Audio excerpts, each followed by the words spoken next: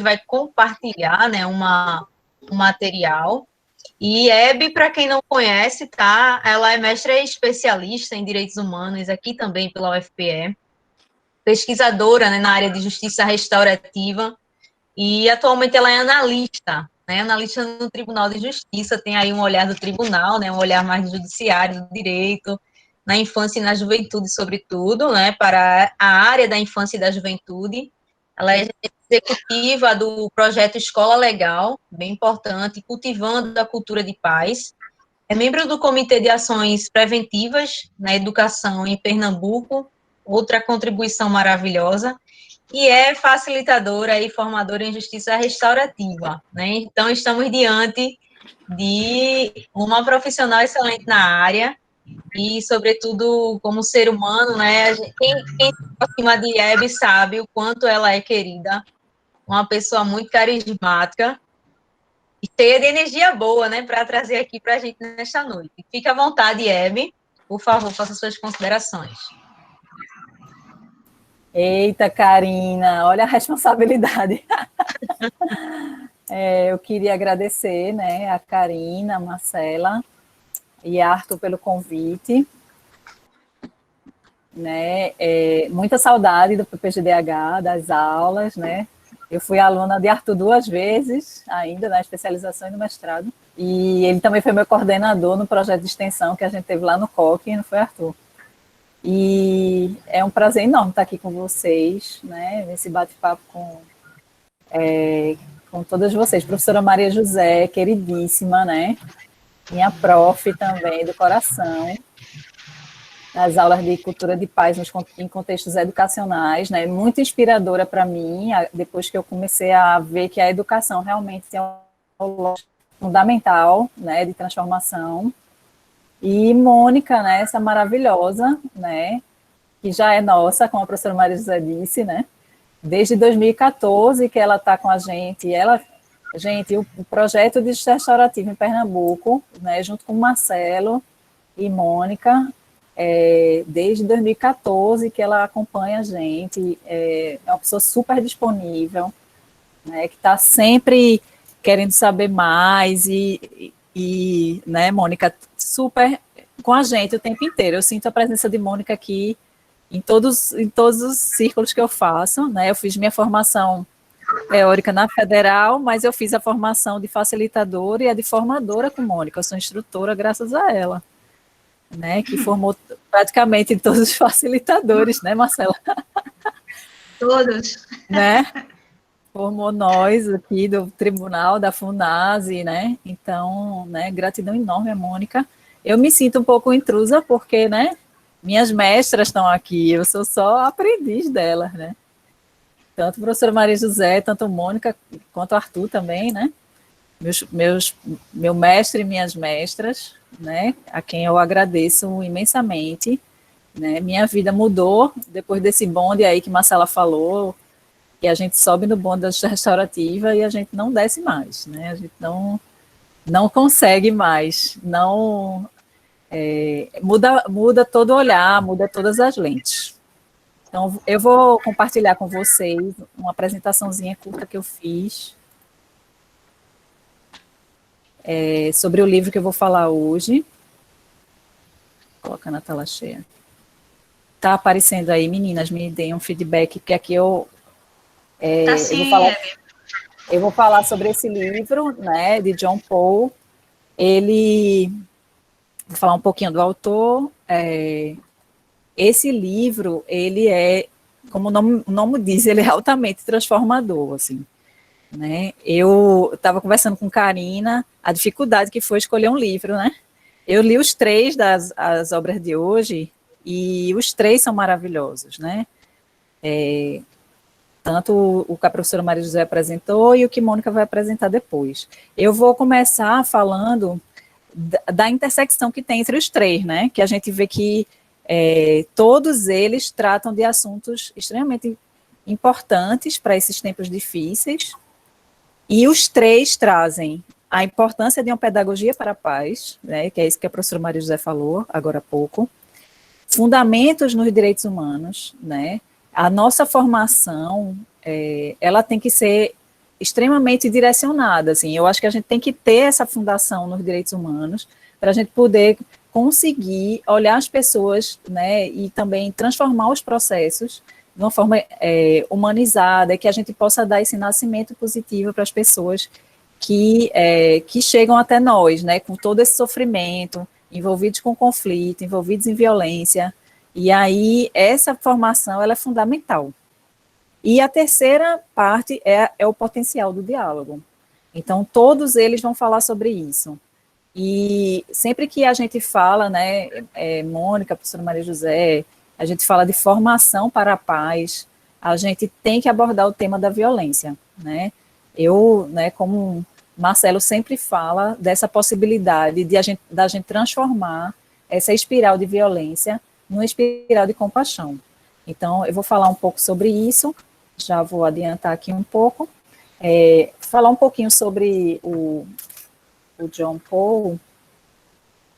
Pessoal, ele é doutor em sociologia, com ênfase em conflito social, né, pela Universidade do Colorado. Ele é professor, né, de construção e cultura de paz internacional na Universidade de Notre Dame, em Indiana. Também é professor emérito do Centro de Justiça e Construção de Paz da Eastern Mennonite University, que é a mesma universidade do Howard Zer, né? Eu botei aí entre parênteses o Zer, que eles trabalham juntos há muito tempo. Então, há mais de 20 anos, ele é consultor, instrutor, facilitador e mediador e conciliador, né? Ele é muito, né? Ele participou de vários movimentos, né, de pacificação, tanto na América Latina, quanto na Ásia, na África e na Ásia Central. Aí ele destaca alguns no livro dele, que é na Nicarágua, que ele atuou nos conflitos entre os misquitos, que são os povos indígenas originários da Nicarágua, e o governo sandinista, né? Era um conflito muito grande em relação à terra, né, a proteção. A gente vive isso aqui no Brasil, então, né, qualquer semelhança não é mera coincidência, né? E, né, eu acho que todos os povos indígenas, todos os povos da terra, no geral, passam por esses conflitos de terra e de se afirmar enquanto povo, né? Afirmação enquanto um povo. Então, ele resolveu conflitos também, ele não gosta dessa palavra resolução, depois eu vou falar por quê. Aí ele ajudou a transformar conflitos na Somália, no Tajiquistão e nas Filipinas também. Ele é autor e coautor de mais de 15 obras, abordando métodos consensuais de solução de conflitos, com fundamento na cultura e nos saberes locais, né? Tudo isso tem interlocução com Paulo Freire, né?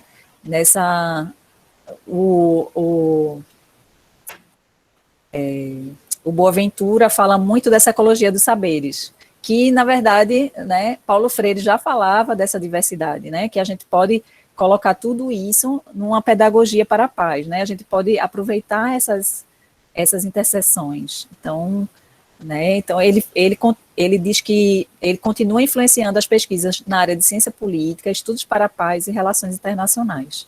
Então, ele é um valiosíssimo autor, né, é um livro muito curto, né, ele não tem nem 100 páginas, mas ele é muito profundo. Então, ele vai começar falando da lente da transformação de conflitos. Então, ele vai fazer uma distinção entre resolução de conflitos e transformação. Ele prefere a nomenclatura transformação. Aí ele vai dizendo que a gente parte, né, para transformar um conflito, a gente vai partir de três lugares: do tempo, do lugar e das circunstâncias que esses conflitos foram gerados, né? Tudo isso tem que ser considerado. Aí ele começa a dizer que a gente parte da não aceitação das coisas como aparentam ser. Então, dentro de um sistema disfuncional, né, a gente está vivenciando isso na epidemia, as coisas estão muito mais evidentes, né? Desigualdades sociais, todos esses conflitos, né, em relação ao acesso à saúde, né, em relação a uma questão humanitária, né, seríssima, né, a professora Maria José falou assim, do autocuidado e do cuidado coletivo, né? O cuidar de si e o cuidar do outro, né? Nessa lógica, Foucault fala muito disso também, Leonardo Boff fala do cuidar de si, mas a gente, voltando para John Paul, ele vai dizer que esse sistema disfuncional, ele vai refletir em várias instituições, né? Inclusive no judiciário, que é a minha parte que me cabe. Aí eu vou fazer um paralelo um pouquinho com o sistema judicial, com o processo judicial, né? Ele traz um conflito já detalhado, né? Uma violação à lei, uma violência, né? Que foi cometida, só que, no entanto, esse processo, aquilo que está descrito ali, ele fica um pouco na superfície. Para você transformar os conflitos realmente, você tem que ir na causa disso, né? Tem que ir na causa, que é muito mais profunda do que um processo judicial pode dar conta. Então, ele vai partir desse lugar, de duas premissas, né? Aí ele fala que a primeira premissa é: a paz está fundada na justiça como equilíbrio das relações. A justiça aqui entendida como um valor, não é a justiça a instituição poder judiciário. É a justiça, que é um valor comum a todos, né? É um direito humano fundamental, o direito à justiça, como reequilíbrio das relações. E também ele fala desse reequilíbrio, não só das relações interpessoais, mas das relações relacionadas às estruturas sociais. Então, a gente vai ter, a gente tem hoje um Estado muito violador de direitos humanos, né, em todas as esferas,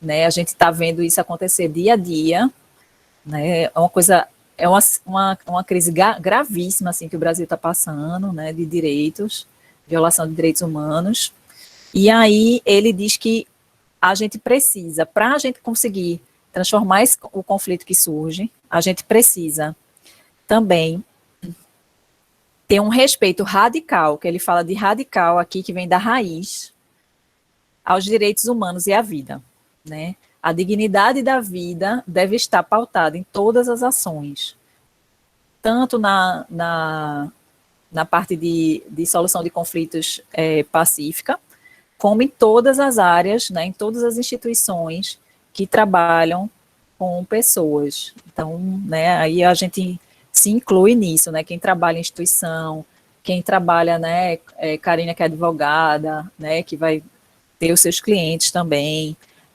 Marcela na FUNASE, professora Maria José na UFPE, né, Mônica, que trabalha muito em comunidade, isso é maravilhoso.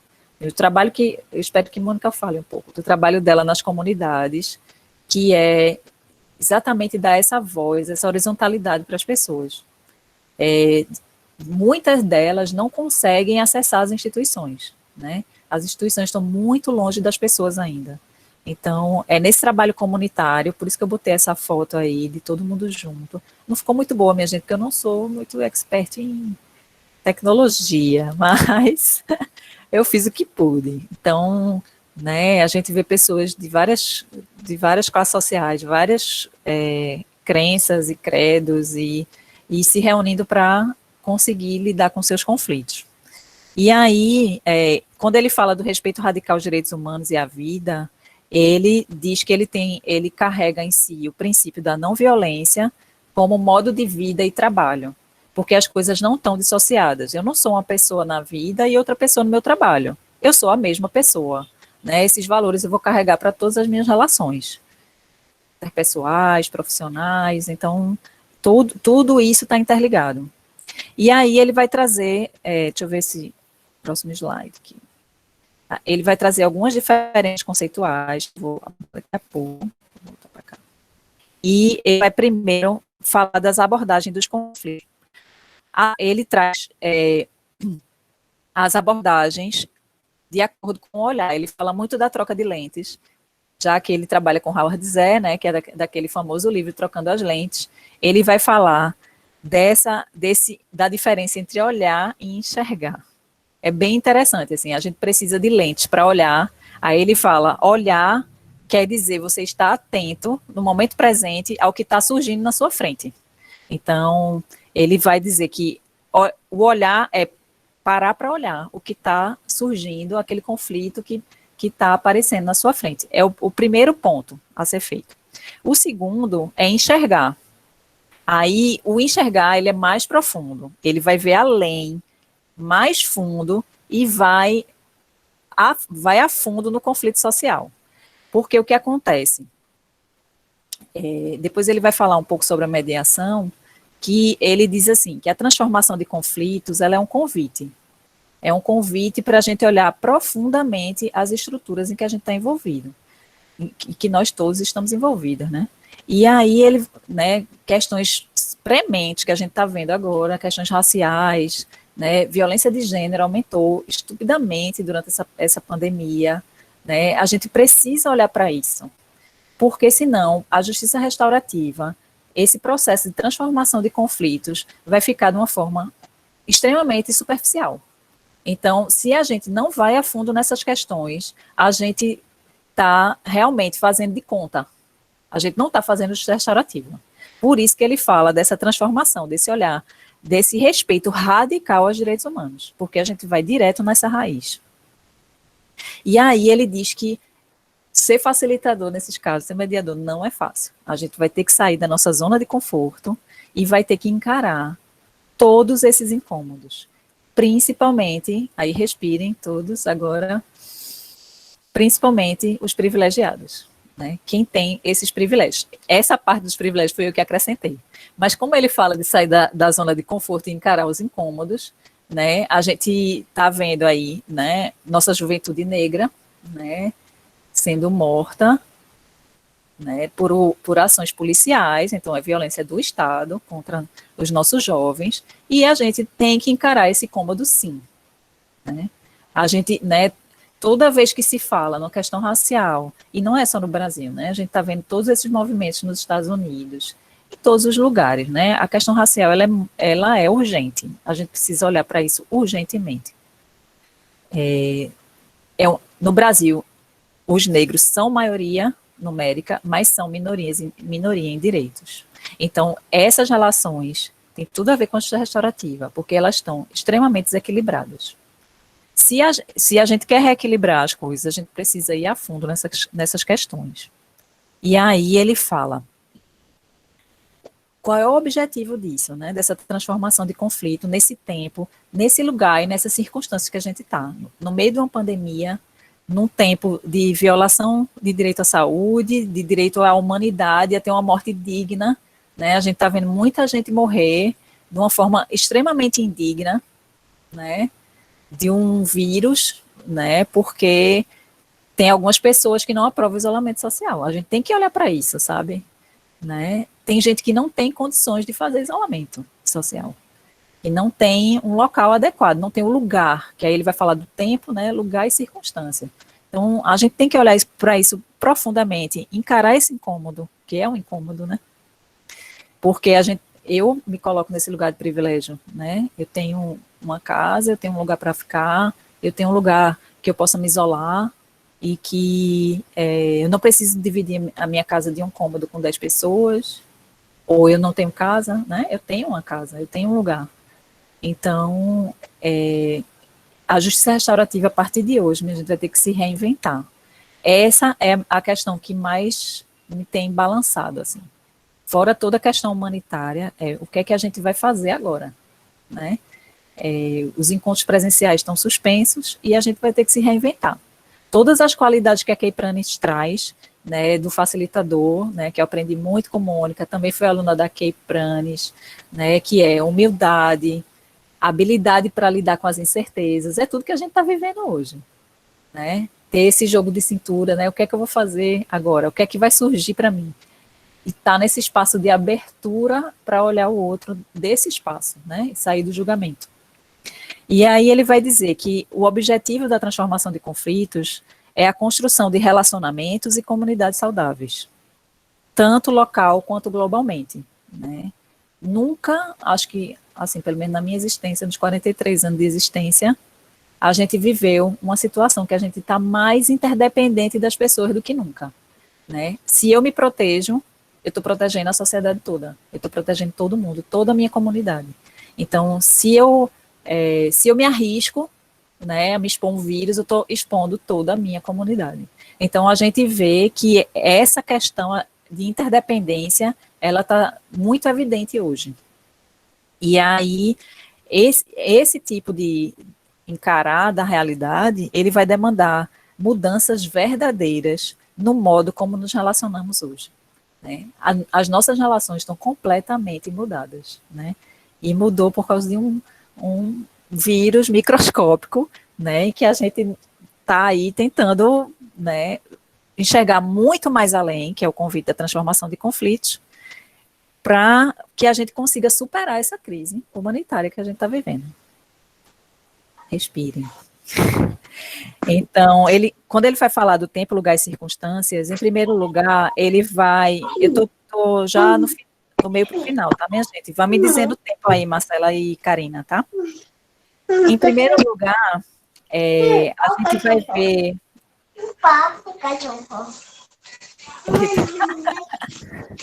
A gente... Oi, Paulo, por favor, poderia desligar seu microfone, né? Está recebendo interferências aqui. Aí ele vai dizer que a gente vai usar 3 lentes, certo? A primeira lente é enxergar a situação imediata, o que é que a gente está vendo de cara, assim.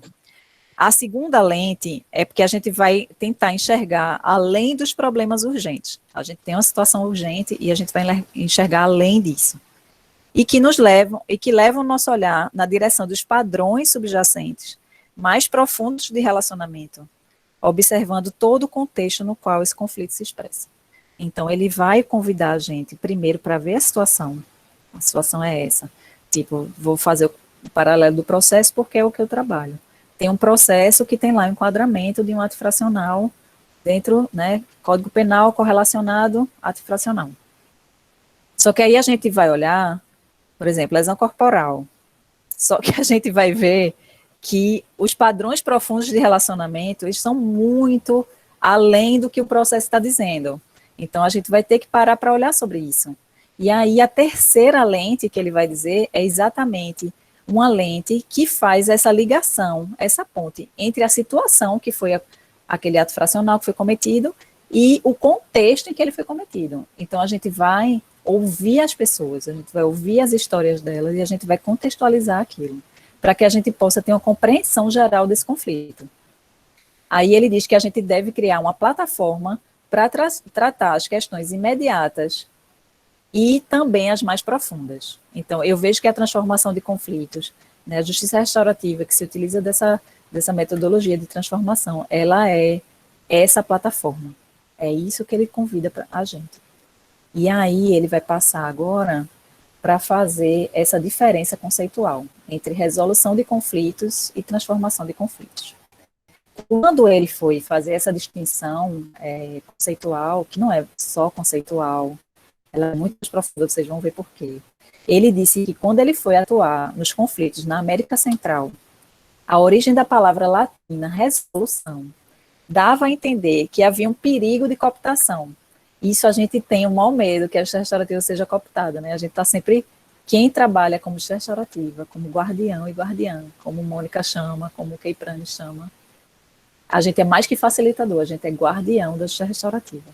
E essa plataforma preciosíssima, essa filosofia de vida, esse paradigma, como o Howard Zé reviu o livro dele e chama agora como modo de vida. A justiça restaurativa agora é um novo modo de vida, né, um novo antigo, né, que vem dos nossos povos originários, principalmente nós daqui da América.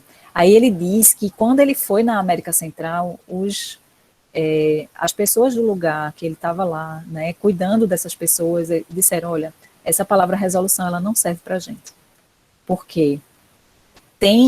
Dentro dessa palavra, carrega uma tentativa de se livrar do conflito, enquanto as pessoas ainda estão levantando as questões. Por que tem essa tentativa de se livrar do conflito? Porque o conflito incomoda, o conflito dói, o conflito é a nossa região, aquela regiãozinha que a gente não quer olhar. Só que aí ele vai dizer que o conflito é o motor da mudança. Né? Se a gente quer uma transformação, a gente vai ver que o conflito é esse motor, isso que vai impulsionar essa mudança que a gente quer ver. E aí ele diz assim, quando as pessoas ainda estavam levantando questões importantes e legítimas a respeito do conflito, a resolução, ela tenta acabar com o conflito, e na verdade não é isso que a gente quer. A gente quer que ele se transforme, que as relações se transformem. E aí ele vai trazer, né, os povos, né, da Terra, da América Central, dizendo, a gente não quer resolver, a gente quer um espaço para que cada um possa defender a sua posição.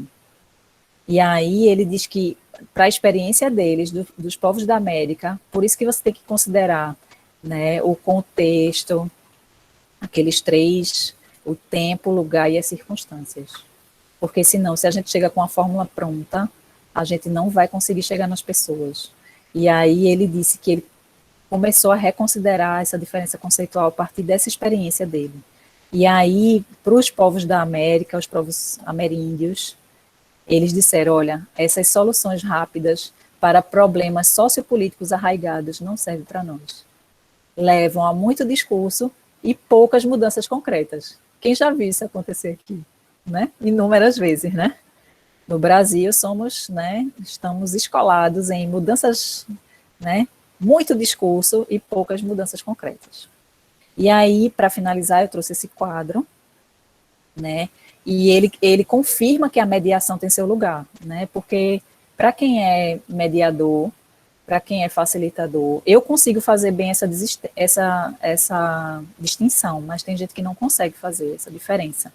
E aí ele diz, não, a mediação tem sim seu lugar, mas em conflitos menos complexos, principalmente nas relações negociais, que são conflitos pontuais, que não demandam tempo, que não demandam relações continuadas. Então, a mediação tem um bom lugar, sim, tem o lugar dela, a gente honra o lugar dela, mas a justiça restaurativa utilizada pela transformação de conflitos é um pouquinho mais profunda.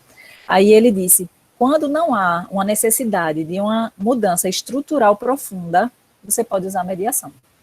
Então, aí ele vai trazer, né, as diferenças conceituais. Ele diz que a resolução de conflitos é essa abordagem mais simples e rápida para, né, problemas negociais, para problemas relacionados a questões que são mais simples da vida, né, tudo isso pode ser utilizado a mediação. Aí ele fala resolução de problemas pontuais, gerenciamento, gestão, negociação, tudo isso ele enquadra no aspecto da resolução de conflitos. Tem um enfoque menos profundo, tem resultados imediatos, você pode, né, chegar a um acordo e aquilo resolver ali. Né? As pessoas sentam, conversam, dialogam, porque todos esses métodos consensuais de solução de conflitos são dialógicos, né? Então, você vai chegar nesse resultado imediato, mas não vai ter essa mudança estrutural, porque às vezes nem precisa. Já resolveu ali aquele conflito pontual. Já na transformação de conflitos, é uma abordagem mais demorada, né?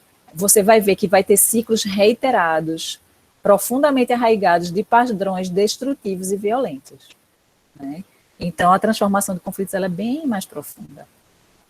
Aí ele vai ver que, na experiência dele, ele viu que relacionamentos, né, passados com histórico significativo em comum, né, no nosso caso, né, os povos indígenas, os povos originários da terra, né, a gente vai ver que a gente tem um passado muito parecido, né, então essa estrutura está arraigada, né, nossa população dos povos da terra, não só daqui do Brasil, mas de toda a América, a gente viu que houve um período de realmente genocídio do povo indígena, né, a gente tem pouquíssimas nações sobreviventes hoje.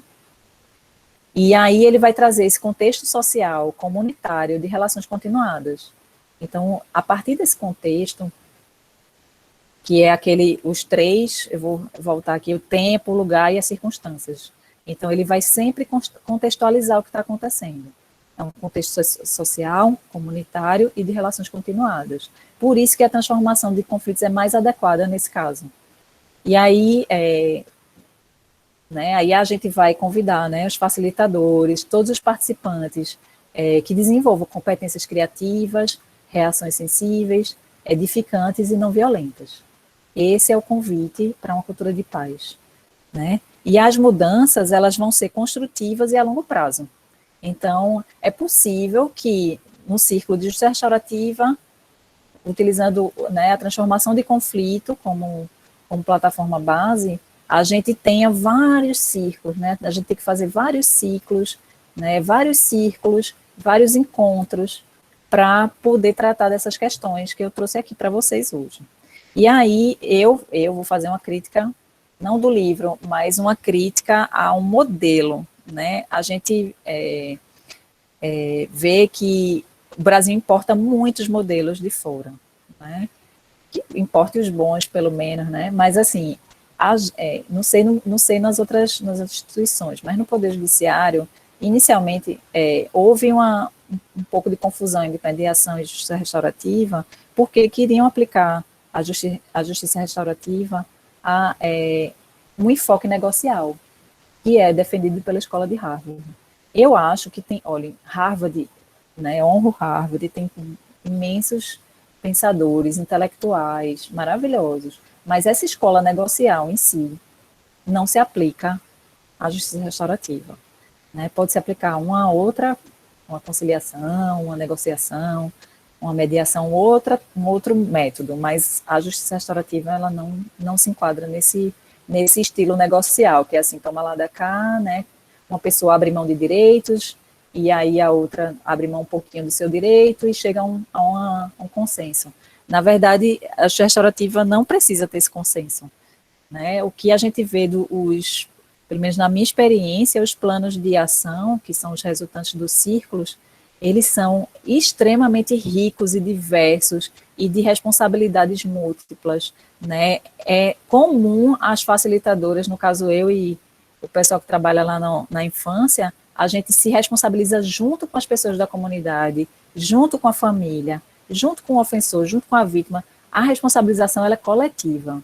Então, não é isso, eu vou abrir mão de direito aqui e aí vai ficar tudo certo. Não é por aí. E aí eu trouxe essa frase do John Paul, eu não sei pronunciar o sobrenome dele, gente, me perdoe. E aí ele vai dizer, o calor da complexidade ilumine a nossa face, que os ventos da boa mudança soprem suaves e nos levem adiante, que os nossos pés encontrem o caminho da autenticidade, que comece a ser urdida a teia da mudança. E aí, para finalizar agora de vez, ele diz que a paz não é uma condição final, estática. Não é assim, agora eu vou ali e vou acessar a paz. Não é assim. A transformação de conflitos considera a paz uma qualidade relacional, em contínua evolução e desenvolvimento, acessível no tempo, lugar e circunstância. Aí eu vou agradecer. Eu posso até deixar meu e-mail depois no chat para quem quiser entrar em contato. Eu estou trabalhando em home office e estou disponível. Tá bom, minha gente? Deixa eu descompartilhar aqui. Excelente, Heber. Minha gente, me alonguei muito, né? Eita, Mônica, desculpa. Ótimo, Heber. Mônica, ótimo, te muito amo. obrigada. Professora Maria José também, desculpem. Muito bom, muito bom. Muito obrigada, Hebe. Uma contribuição excelente, né? Sem precedentes, a gente tem um perfil da fala de cada uma que uma coisa vai se conectando com a outra e a gente vai ficando do lado de cada tela, né? Naquela ânsia de ouvir mais. Que pena que o tempo, né, nos limita. Mas a sensação que eu senti aqui foi essa, né? É um tema muito caro a nós e um momento bem confortável, né? Então, muito obrigada, Hebe. E eu gostaria de passar a palavra para a nossa professora Mônica, né? Ela que, enfim, sem palavras, eu fico até um pouco emocionada para falar, porque é muito bom estar diante de Mônica Mume. Enfim, passo a palavra para você, Mônica, para não me alongar mais, né? Fique à vontade. Ela vai abordar, pessoal, o livro Diálogo, né? Comunicação e redes de convivência. E a experiência de Mônica também tem o seu inestimável valor nesse campo, né? Nesse campo de sabedoria, ela como psicóloga, né? Diretora do Laboratório de Convivência,